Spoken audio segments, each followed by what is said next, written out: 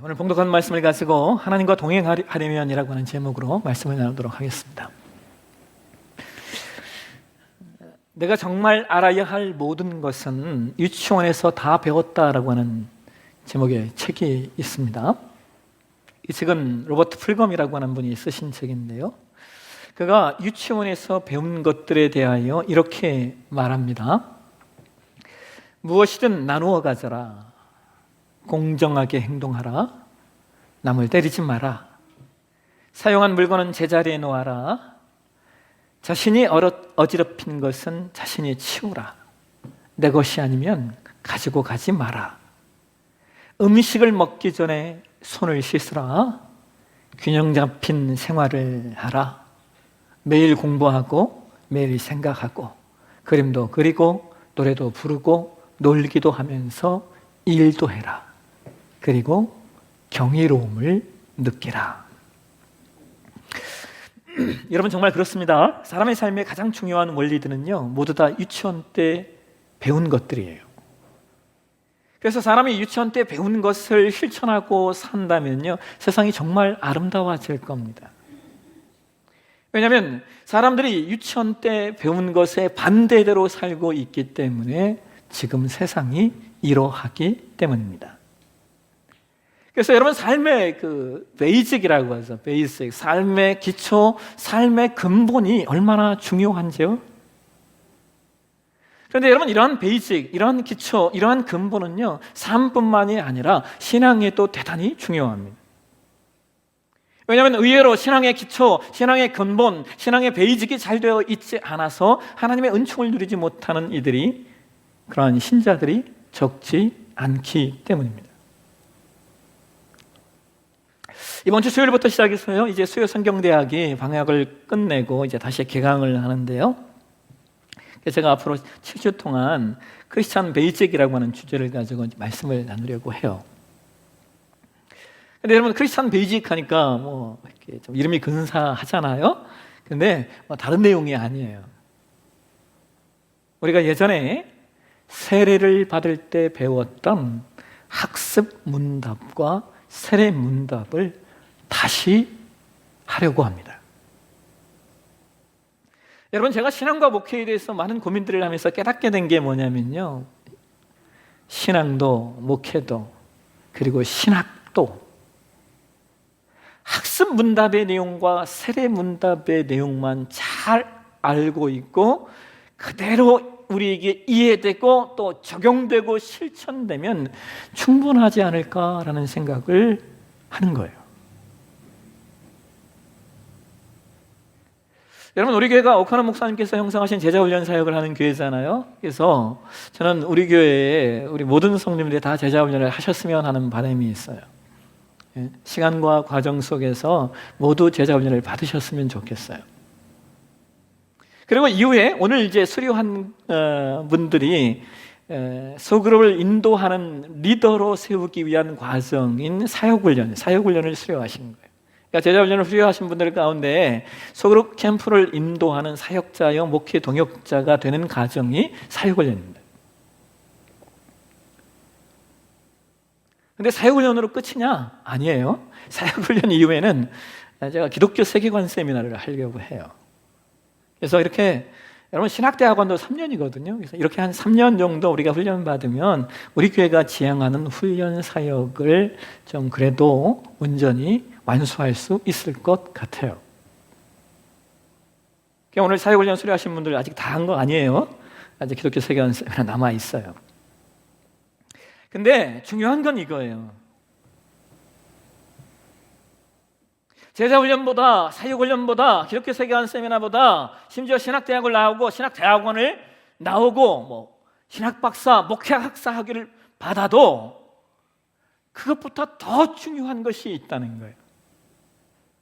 그것이 뭐냐면 기독교 신앙의 가장 기본적이고 근본적인 내용인 하나님의 말씀과 기도로 사는 삶, 말씀과 기도에 묵상하는 삶, 이것이 훨씬 더 중요합니다.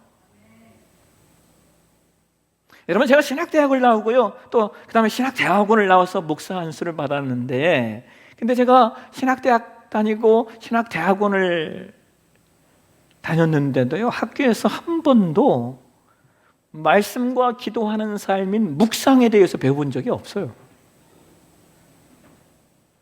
제가 묵상을 어디서 배웠냐면 이스톤도단이라고 하는 선교단체에서 DTS 훈련을 받으면서 거기서 묵상을 배웠어요. 그때가요, 제가 신학을 끝내고 강도사 인업까지 받았을 때였어요. 그런데 학교에서 체계적으로 묵상에 대해서 배워본 적이 없다는 거예요.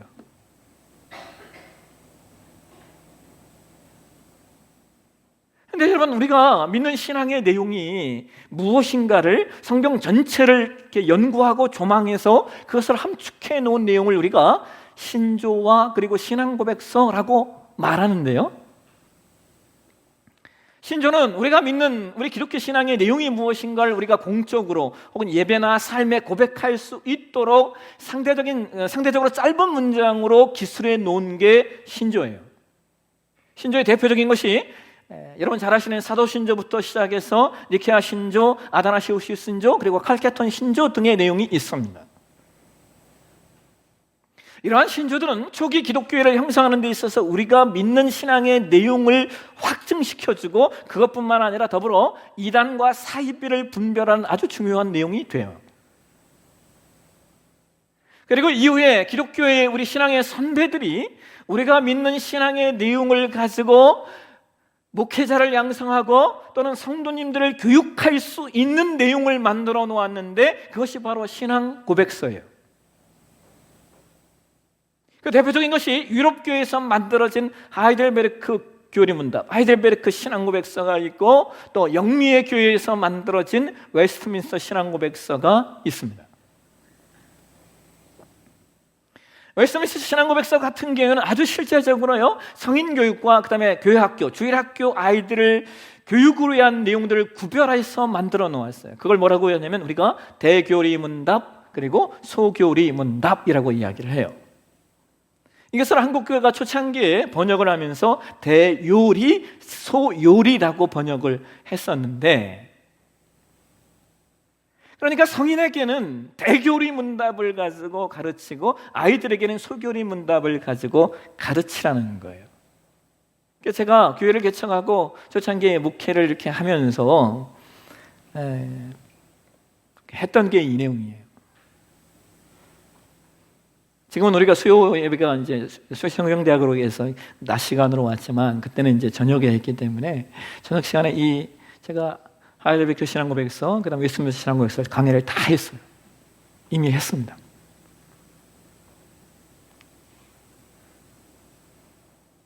근데 그때는 개척해서 뭐 얼마 안 됐을 때니까 제가 설교를 다 했잖아요. 어른 설교, 아이들 설교 다 했잖아요. 그래서 제가 아이들 설교를 하면서요, 제가 아이들 교육을 어떻게 할까라고 고민을 하다가 딱 두 가지를 결정했어요. 하나는 소교리 문답을 가지고 2년 동안 설교하고, 그 다음에 42가지 성품.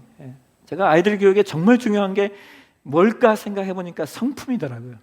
42가지 성품의 그 내용을 가지고 1년 동안 설교하고, 그래서 이것을 2번 반복한다. 그래서 아이들이 최소한 초등학교를 졸업하기 전에 소교리 문답 2번 듣고 성품에 대해서 2번 설교를 듣고 아이들이 초등학교를 졸업하게 하는 게 저의 목표였습니다.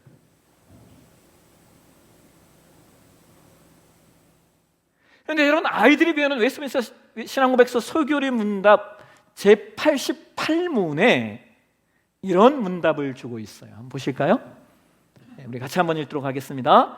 문, 그리스도께서 우리에게 구속의 은혜를 전달하시는 은총의 외적 방편은 무엇인가? 답, 그리스도께서 우리에게 구속의 은혜를 전달하시는 은총의 외적 방편은 그가 제정하신 것, 특히 말씀, 성례, 그리고 기도이며 이 모든 것들이 구원을 위한 효력을 가져온다.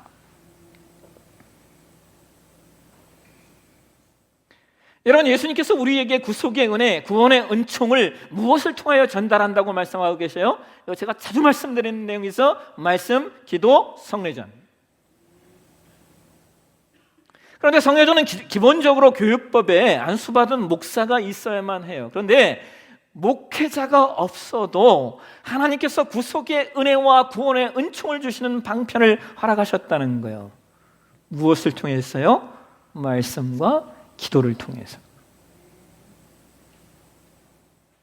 여러분, 오늘 저와 여러분이 봉독하는 말씀이 출애굽기 33장인데요. 우리가 출애굽기 33장 말씀을 이해하기 위해서는 바로 앞장인 출애굽기 32장의 말씀과 그 상황을 이해해야 돼요. 출애굽기 32장은 이스라엘 백성들이 출애굽, 즉 이집트의 노예 백성으로 있다가 하나님의 은혜로 애굽을 탈출하고 그 후에 홍해를 건넌 후에 시내산 아래에 도착해 있을 때의 상황이에요. 이때 모세가 하나님께서 주시는 계명과 율법을 받기 위하여 시내산에 올라갔는데 40일 동안 내려오지 않는 거예요. 그래서 이스라엘 백성들이 어떻게 하는 거예요? 모세를 죽은 것으로 여기고 제사장 아론을 두렵게 하여 금송아지를 만들고 그것을 신이라고 부르며 광란의 축제를 벌였던 사건이 출애굽기 32장의 내용입니다. 그래서 하나님께서 대단히 분노하셔서 모세에게 이런 말씀을 하셔요. 출애굽기 32장 9절과 10절 말씀을 한번 보실까요? 같이 한번 읽겠습니다. 여호와께서 또 모세에게 이르시되 내가 이 백성을 보니 목이 뻣뻣한 백성이로다. 그런즉 내가 하는 대로 돌아 내가 그들에게 진노하여 그들을 진멸하고 너를 큰 나라가 되게 하리라. 여러분, 저는 이 말씀을 이렇게 보면서요,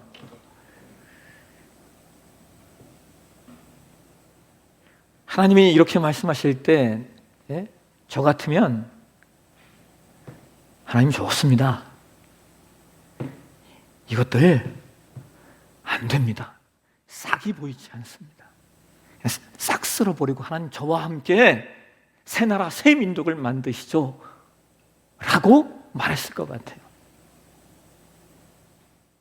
왜냐하면 400년을 노예로 있다가 이집트에서 탈출시키시고 그 후에 홍해의 놀라운 역사를 경험했던 그들이 겨우 4개월 10일 만에 그 모든 것을 싹 다 잃어버렸어요.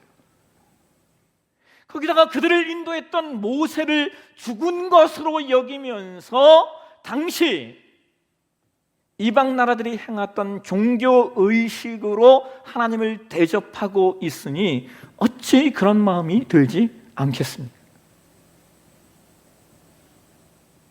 그런데 여러분, 모세가 그렇게 하지 않아요.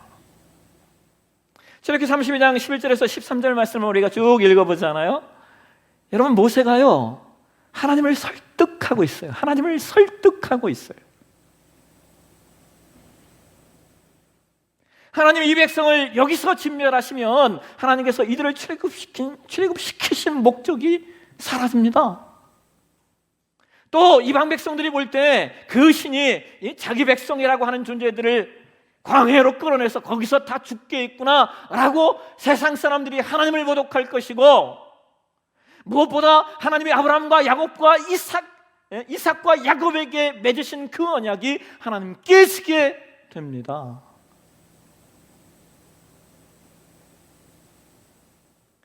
모세가 간절한 마음으로 하나님을 설득하고 있는 거예요. 하나님.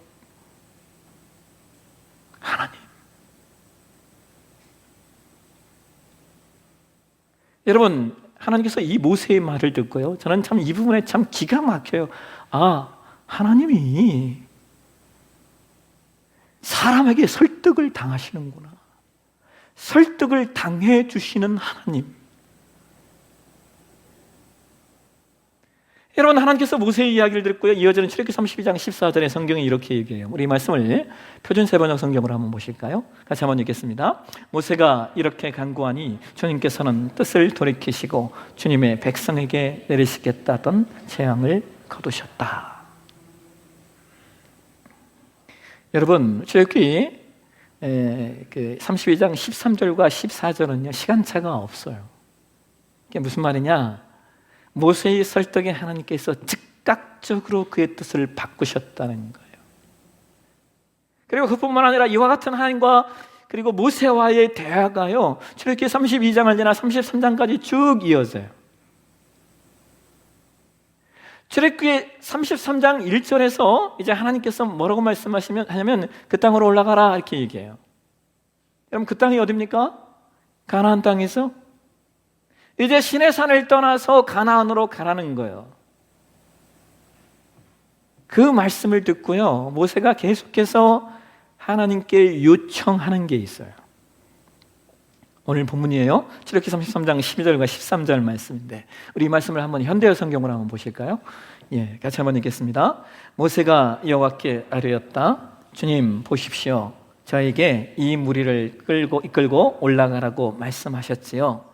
그러면서도 주님이 저와 함께 보낼 분이 누구신지 아직 말씀해 주시지 않았습니다.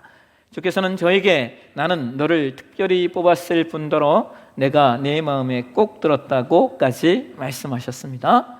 저는 주께서 제게 이렇게 말씀하셨던 것을 잊지 않고 있습니다. 그러나 지금도 주께서 저를 마음에 들어 하신다면 주께서 어떻게 하실 작정인지 좀 알려주소서. 그래서 이 몸이 여전히 주님의 마음에 들 수 있게 해주소서. 그리고 주께서 보고 계시는 이 무리를 주님의 백성으로 여겨주소서. 여러분, 우리가 출애굽기 33장의 말씀을 쭉 읽어보면요, 지금 모세의 걱정이 뭔지 아십니까? 지금 모세의 걱정은요, 혹시라도 하나님이 분노하셔서, 하나님이 속상하셔서 하나님이 하나님 백성들과 동행하지 않으실까? 하나님이 진멸은 면해 주셨지만 하나님께서 하나님의 백성들과 가나안으로 가는 그 여정에 동행하시지 않을까? 하나님이 모세와 동행하지 않으실까? 하는 걱정을 가지고 있는 거예요. 그래서 모세는 주님의 계획을 좀 알려주십시오. 주님 좀 말씀해 주십시오 라고 주님께 요청하는 거예요. 여러분, 이 말을 듣고요, 하나님께서 뭐라고 말씀하신 줄 아십니까? 이어지는 출애굽기 33장 14절 말씀 보실까요? 우리 이 말씀도 현대어 성경으로 한번 보시도록 하겠습니다. 같이 읽겠습니다. 그러자 여호와께서 대답하셨다. 그래, 내가 너와 함께 가마 너의 마음을 편하게 해주겠다.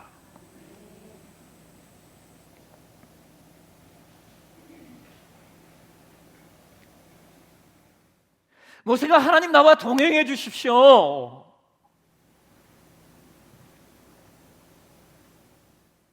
하나님이 나와 이 백성과 동행하셔야만 됩니다 라고 기도했더니 하나님 말씀하시는 거예요. 걱정하지 마. 모세야, 걱정하지 마. 내가 너와 함께 할 거야. 내가 너희 마음을 평안케 할게. 여러분, 이 말씀을 개정판에서는요, 이렇게 내가 너를 쉬게 하리라. 모세야, 내가 너에게 쉼을 줄게. 걱정하지 마.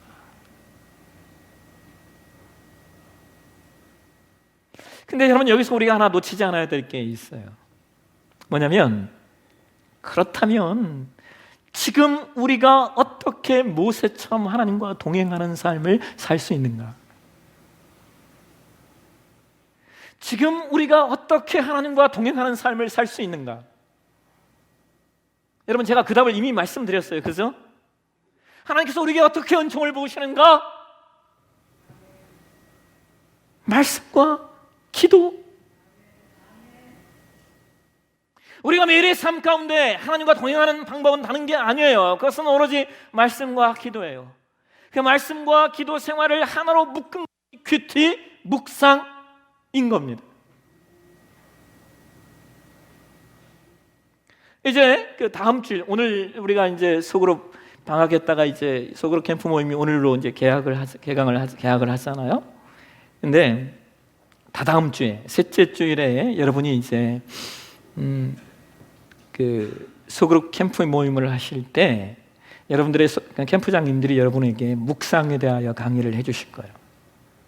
지난주에 제가 우리 캠프장들 놓고 묵상 강의 다 하고 그리고 강의안까지 다 드렸어요. 그래서 우리 지금 캠프장님들이 기도하면서 묵상 강의를 준비하고 계세요.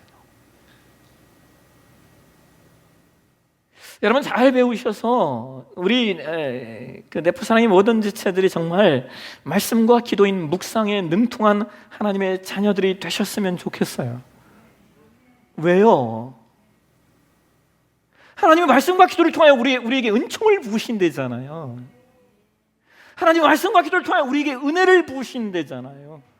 그러니 어찌 우리가 말씀과 기도를 하지 않을 수 있겠습니까?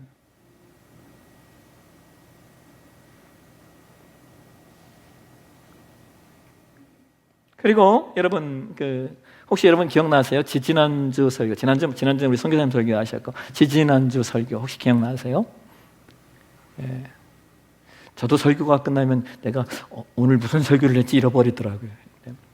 지지난주 설교를 어떻게 기억하시겠어요? 근데 제가 지지난주에 설교하면서 기도응답에 대한 말씀을 하나 나눴어요. 제가 기도응답에 대한 말씀을 나눈 이유는 곧 그 주간에 우리가 신년 특별 새벽 기도했잖아요. 그래서 여러분들에게 좀 동기부여를 드리기 위해서 기도응답에 관한 말씀을 이렇게 드렸어요. 어떤 분이 저한테 돈 보냈다고. 그랬더니 어떤 분이 그랬대요. 목사님 돈 받으셨으니까 그 재정 도네이션 좀 하라고. 그래서 웃으라고 한 얘기인데 아무도 안 웃으시네.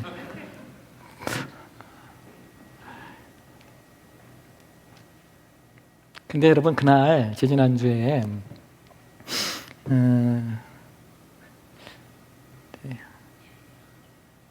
오랜 시간 열심히 기도했는데도 기도응답을 받지 못한 한 집사님이 그 자리에 앉아 계셨어요.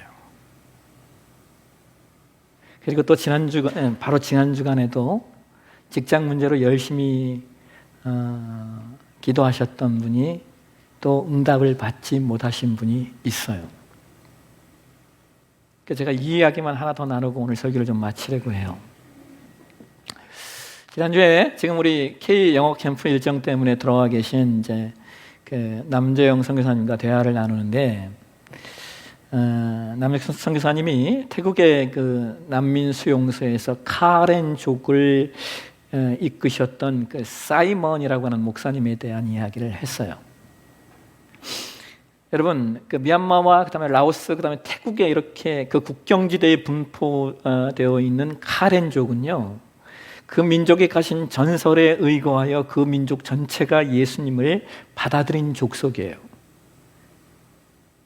그들의 전설에 하얀 존재가 나타나 너희들을 축복으로 이끌 것이다 라는 전설이 있대요.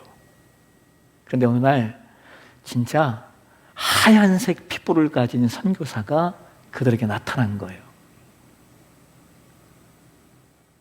그런데 문제는 미얀마, 라오스와 태국이요 그들의 독립을 원하지 않는다는 거예요. 그래서 카렌족이 이렇게 흩어지게 됩니다.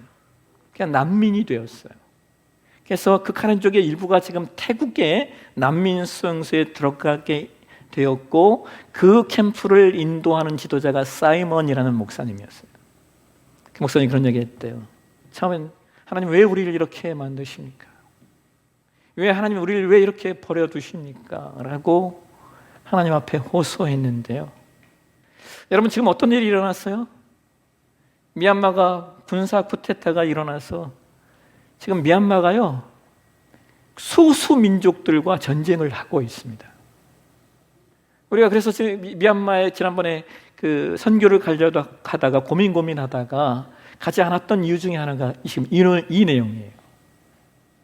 그런데 그러고 보니까요 태국의 난민 수용소가 오히려 그들에게 안전한 거예요. 그 이야기를 하면서요 그 사이먼 목사님이 이렇게 얘기했대요. God's better plan. 이게 하나님의 더 나은 계획이었다라고 이야기를 했다는 거예요. 근데 여러분 제가 재밌는 건요 제가 그 말을 어떻게 들었는 줄 아세요? God's better plan이라고 들었어요. 제가. 여러분 베타라는 말이 뭔지 아십니까? 베타는 헬라어 알파벳의 두 번째 철자 알파 베타예요. 저는 그 말이 God's better plan, 우리의 삶에 하나님의 철저한 베타 플랜이 있다는 거예요. 왜냐하면 길은 한 길이 막혀야 다른 길이 보이기 때문에 그래요. 한 길이 막혀야 비로소 다른 길이 보여요. 하나님께서 때로 우리의 인생의 한 길을 막으시는 이유는 하나님의 계획 속에 또 다른 길이 있기 때문에 그래요. 그래서 우리는 기도하며 그 길을 봐야 돼요. 여러분, 하나님은 우리와 동행하길 원하셔요. 하나님은 우리와 관계 맺길 원하신다고요. 여러분, 출애굽기 33장 11절에 보면요, 기가 막힌 말씀이 나와요. 사람이 자기 친구와 이야기함 같이 하나님께서 모세와 대면하셨다.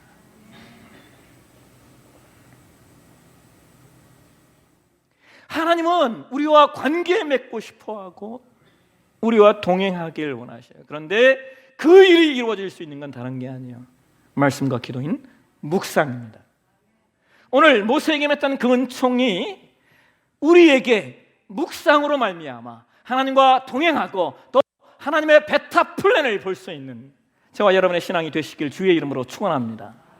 기도하겠습니다. 하나님, 오늘도 주의 말씀 가운데 우리를 세우셨습니다. 주여, 주의 말씀과 기도로 하나님과 교제하고 하나님과 동행하는 우리 되게 하시고, 주의 말씀과 기도로 하나님의 베타 플랜을 놓치지 않는 우리 되게 도와주옵소서. 걸어가신 예수님의 이름으로 기도합니다. 아멘.